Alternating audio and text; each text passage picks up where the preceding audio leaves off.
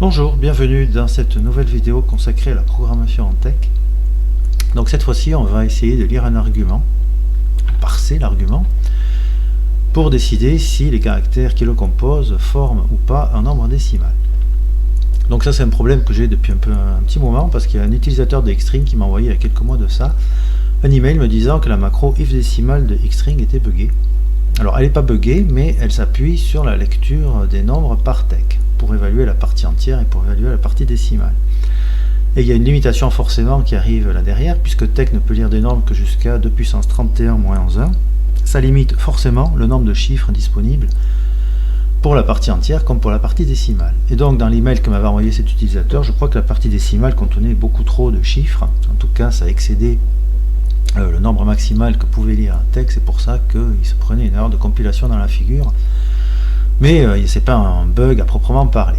Bon bref, on va donc essayer de se construire une macro if décimale. On va essayer de la rendre purement développable, ce qui va être un peu plus corsé. Donc elle lira un nombre décimal ici. Si le test est positif, on exécutera le code qui se trouve dans ces accolades là. Et si le test est négatif, on exécutera le code qui se trouve là. Alors qu'est-ce que c'est qu'un nombre décimal? D'abord, on va dire que c'est un nombre arbitraire de signes plus et moins optionnels. Il peut y en avoir 0 comme il peut y en avoir autant qu'on veut. Une partie entière constituée de chiffres, un séparateur décimal qui peut être le point ou la virgule, et une partie décimale, elle aussi constituée d'un nombre arbitraire de chiffres. Voilà, on va dire que si le séparateur décimal est présent, et bien la partie entière doit être présente. Autrement dit, ça ne doit pas être considéré comme un nombre décimal. Et bien c'est parti.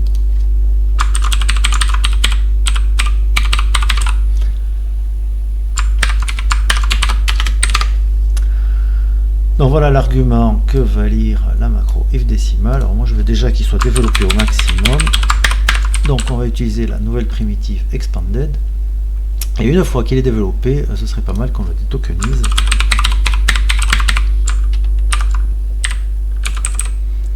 Comme ça.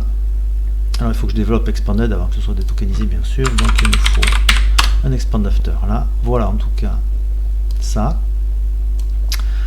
C'est les caractères que je veux traiter. Donc on va les envoyer, ou les passer plutôt à une macro privée qu'on va appeler parse signs. Et pour indiquer que le nombre se termine, je mets relax. Alors je risquerai à mettre relax parce que même si l'utilisateur il met un relax quelque part dans le premier argument ici, comme c'est détokenisé, relax ce sera transformé en 6 caractères de 4 code 12, donc ce ne sera pas la même chose que le relax qui est là. Il me manque d'ailleurs un expand after ici. Voilà mon appel à ma macro privée.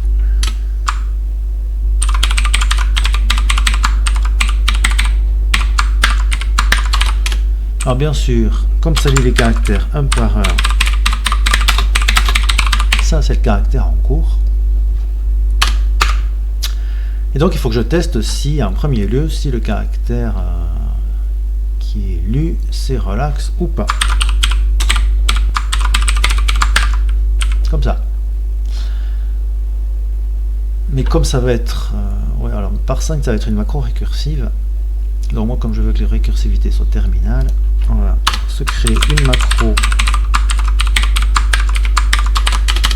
comme ça, avec first of two, second of two, ce sera beaucoup plus simple. L'argument 1, ce sera ce qu'il faut tester. Je mettrai expand after first of two, else expand after second of two, phi. C'est beaucoup plus pratique. Donc je vais mettre test ifx, donc je vais dire relax 1,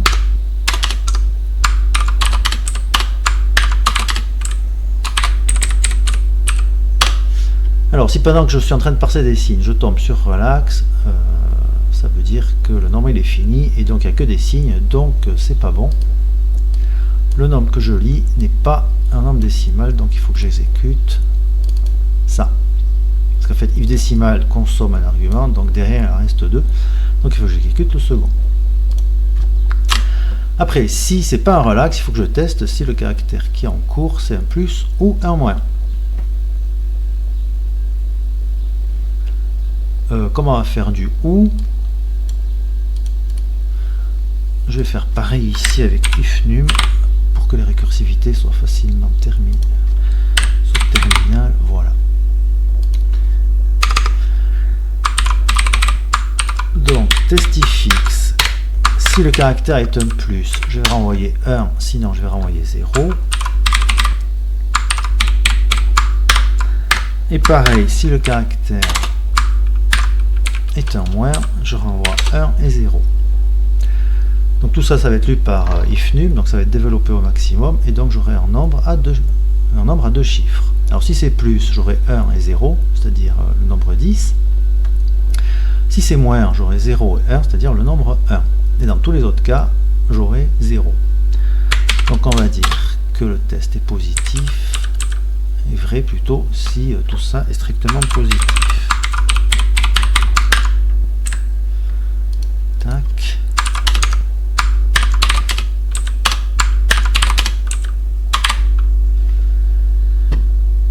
Voilà, donc si j'ai lu un caractère plus ou un caractère moins, eh bien, il faut que je recommence. Voilà. Alors que si j'ai lu quelque chose qui n'est pas un plus ou un moins, il faut que j'aille commencer à lire ma partie entière. On va l'appeler parse in parse. Et en plus, il faut que je remette le caractère que j'ai lu, puisqu'il fait partie, dans ce cas, ce sera un 6. Hein.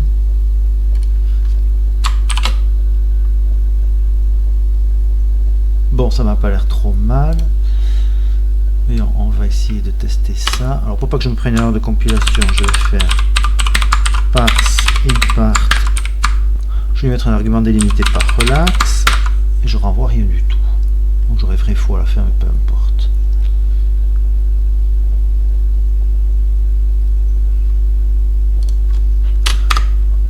Pour débugger un peu, même si je crois que j'ai pas de bug. Hein.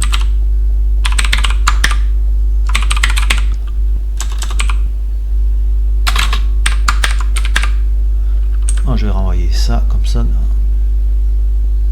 je pourrais voir tous les caractères qui sont lus. Bon, je compile, parce que ça donne un peu.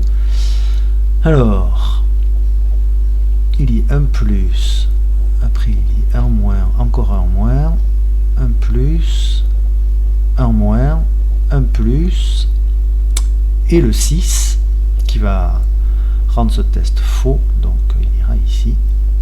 C'est bon. Donc ma macro parse signs est correcte. Bien, et bien passons à la macro parse in part. Où 1 c'est le caractère en cours, pareil, puisqu'elle va lire les caractères un par un. Alors, pareil, tout que tout à l'heure, je vais d'abord tester la première chose à faire, si est-ce que le nombre est fini ou pas. Alors si pendant que je suis en train de lire la partie entière, je tombe sur relax, ouais mais alors il va falloir que je sache si j'ai lu au moins un caractère. Donc je vais pas faire comme ça. Je vais lui mettre comme premier argument ça, ce sera le nombre de caractères lus.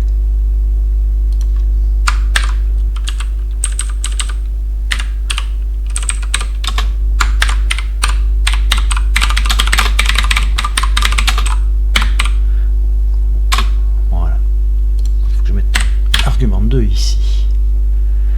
Donc je disais, si je tombe sur un relax pendant que je suis en train de lire un nombre, eh bien,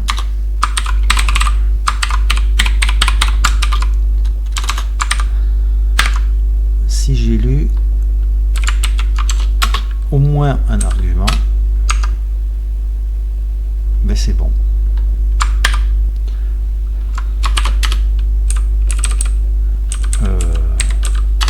Il faut que je renvoie.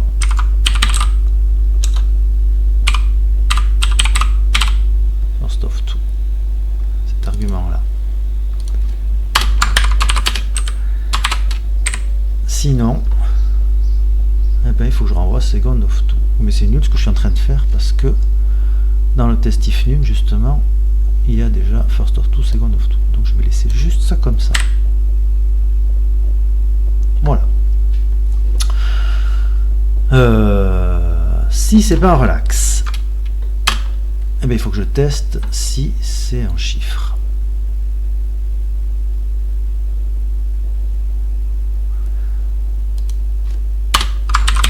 Je vais me faire une macro, tiens.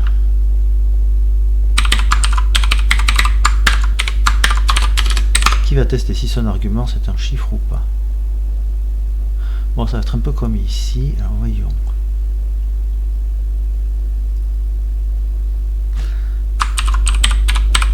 Il va falloir que je teste si le code de caractère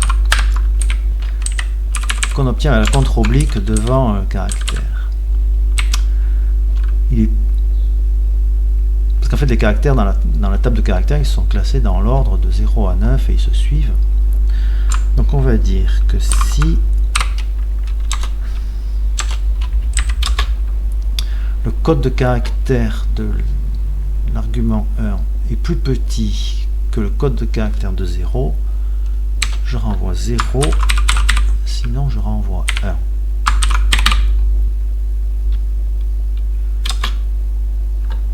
Je vais faire if num, pareil, le code de caractère de 1, s'il est supérieur au code de caractère du chiffre 9, je renvoie 0, sinon je renvoie 1. Qu'est-ce que ça donne tout ça alors? S'il est en dehors, en fait c'est un chiffre s'il y a 1 ici et il y a 1 ici, puisque s'il y a 1 ici, il est supérieur ou égal au code de caractère de 0, et s'il y a 1 ici, il est inférieur ou égal au code de caractère de 9. Donc il faut que je mette égal 11.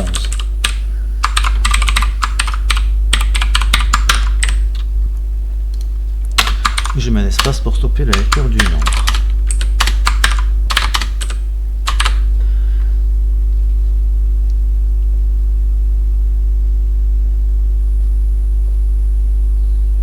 Et je n'ai rien du tout. Je vais quand même tester si elle marche cette macro parce que j'en suis pas sûr à 100%. J'enlève 4 codes de l'arrobase égale 12 ici pour pouvoir invoquer, appeler la macro ifDigit. Donc je vais mettre ifDigit 5 vrai faux, et on va faire par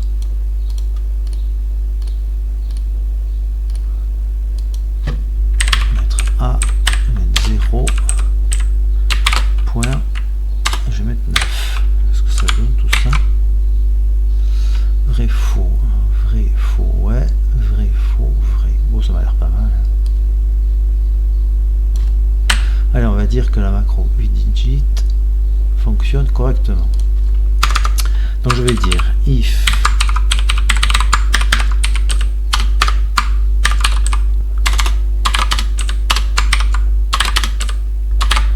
alors pendant que je suis en train de parser la partie entière, si je lis un chiffre, c'est bon, il faut que je recommence. En augmentant le nombre de chiffres de l'U de 1. Comme ça. Et en mettant un point d'expand after.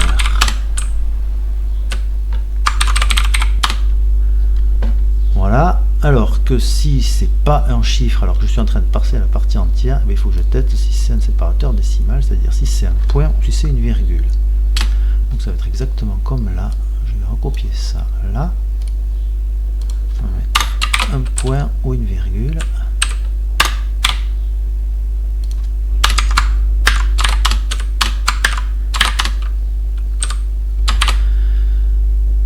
Donc si c'est un point, une virgule, eh bien il faudrait que j'aille à la macro parse decpart, que j'écrive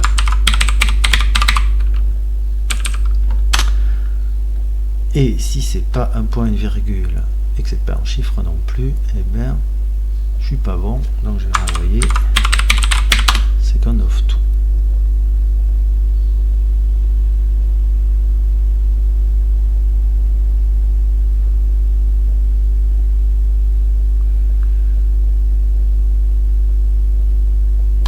2. Là aussi, je vais mettre le nombre de chiffres lus.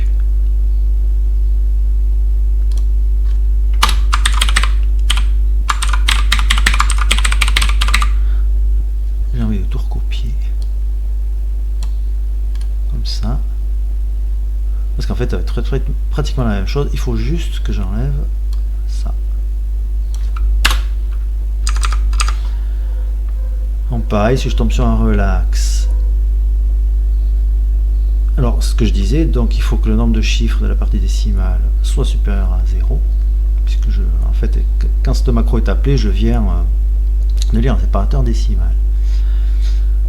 Si c'est un chiffre, ici c'est decpart, il ne faut pas que je me trompe de macro. Et si c'est pas un chiffre, ni un relax pendant que je lis, mais il faut que je mette second of 2.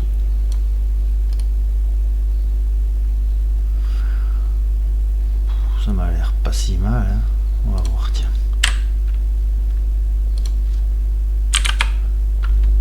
Est-ce que j'ai des ordres de compilation déjà? Oui, bien sûr. Alors, qu'est-ce qui va pas? Ah, mais j'ai le show tokens là qui empêche la création du PDF. Voyons, vrai. Bon, déjà j'ai pas de compilation, c'est pas mal.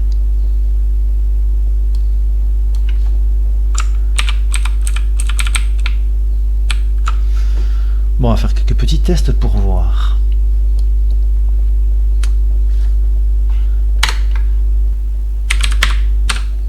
Ça se renvoyer faux.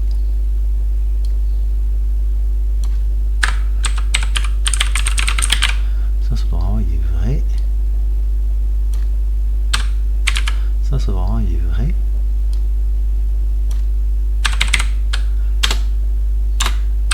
Ça doit renvoyer faux parce que la partie décimale est absente.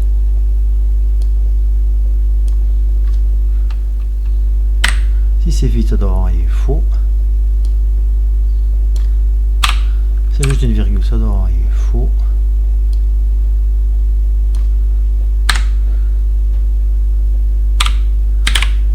Ça c'est admissible.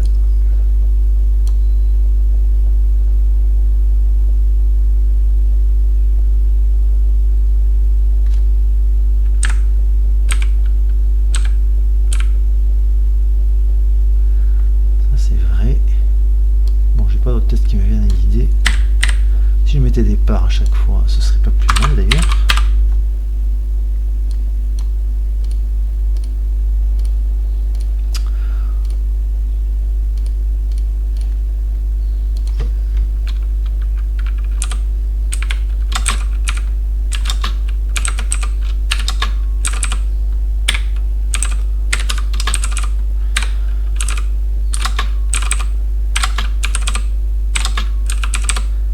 Bon, il y a 9 tests, on compile, on va voir. Ah, une autre. Ça m'étonnait aussi. Non, c'est où? C'est là.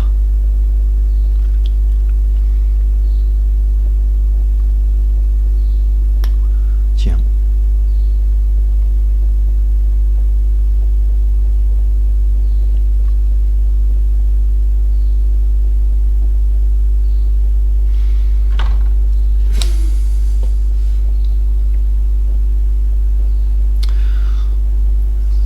Ce que j'ai mis, c'est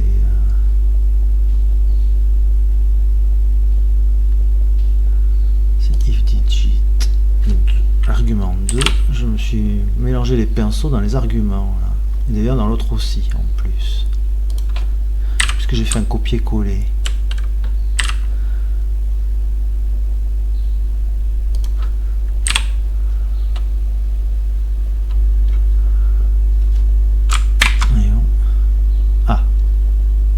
Ça c'est pas normal.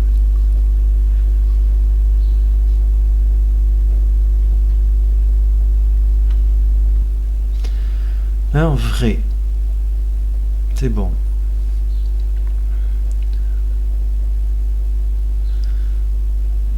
Oui, ça va pas.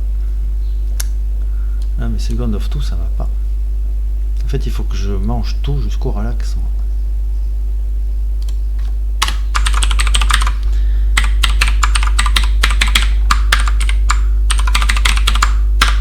C'est là qu'il faut que j'envoie second of tout.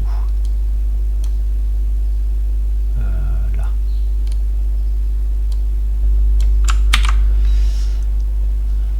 Donc quand j'ai second of tout, non là j'ai pas besoin puisque j'ai eu un relax. Là. Go to end. Et là aussi.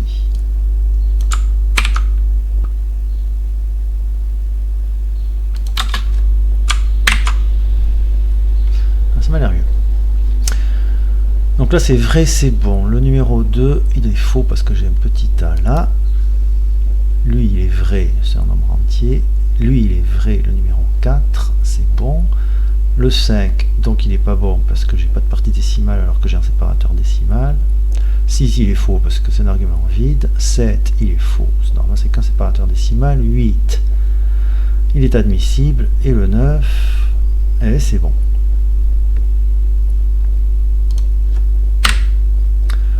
Est-ce que j'ose dire que ce code fonctionne? Bon, j'ai pas fait de test plus poussé.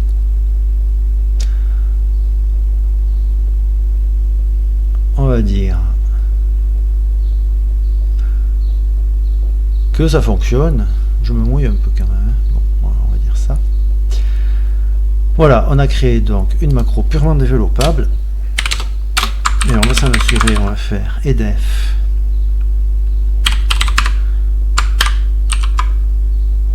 On va mettre if décimal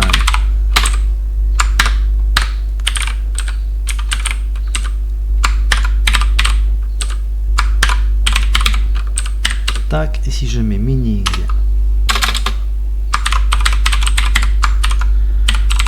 fou, normalement ça doit mettre vrai parce que c'est purement développable. Ouais, c'est bon. Bien, eh bien ça va être la fin de cette vidéo. Merci en tout cas de l'avoir regardé et je vous dis à une prochaine fois.